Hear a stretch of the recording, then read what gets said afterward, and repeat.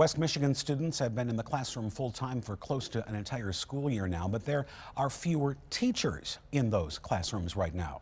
At the start of the pandemic, close to 470,000 jobs were lost in the U.S. public school system, and only about a quarter of those jobs have been filled. 13 on your side's Andrea Flores shows us how the teacher shortage is affecting students here. Right now, Grand Rapids Public Schools are about 67 teachers short, and one teacher at Campus Elementary says she misses the support of having a full staff. This is my 27th year in education. In Carmen Dunbar's first 2.5 decades in the classroom, teaching was a completely different story. The environment was very pleasant and inviting because we didn't have a lot of stress on us. But now, that stress is felt daily. We're going to roll the dice in here. It's there when she's teaching her students, falling behind because of the pandemic. I'm seeing kids that come in not knowing their letters or names, and it's hard for them even to sit down and focus for a 15-minute lesson. And remote learning still has to happen when kids are exposed or an outbreak temporarily closes school. They miss so much school.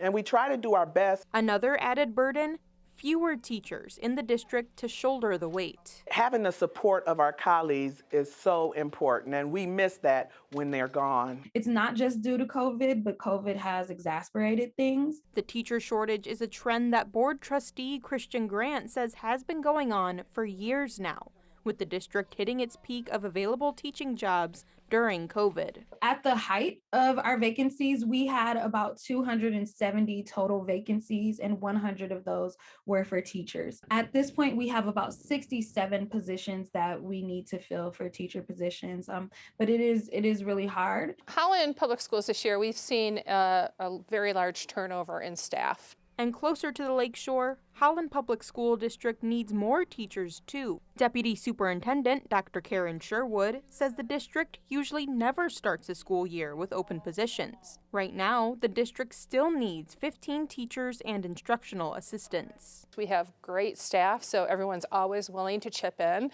but it does add an additional layer of stress. One more piece to this puzzle, it's not just full-time teachers and low supply, but substitute teachers too. You can have anywhere from a 50% fill rate to an 80% fill rate.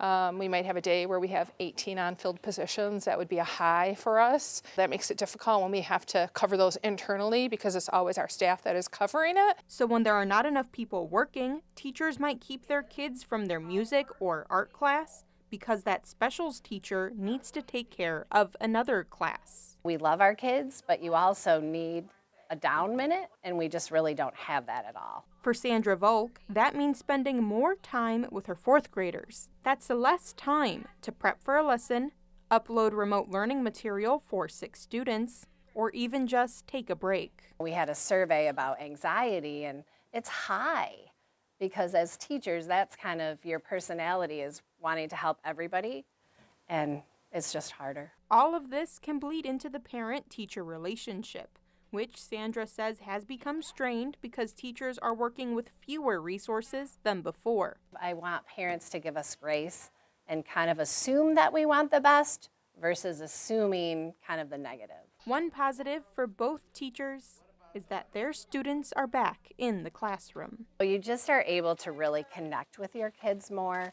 Both Grand Rapids and Holland Public Schools say they need certain kinds of teachers, including special education teachers, bilingual immersion teachers, as well as math teachers.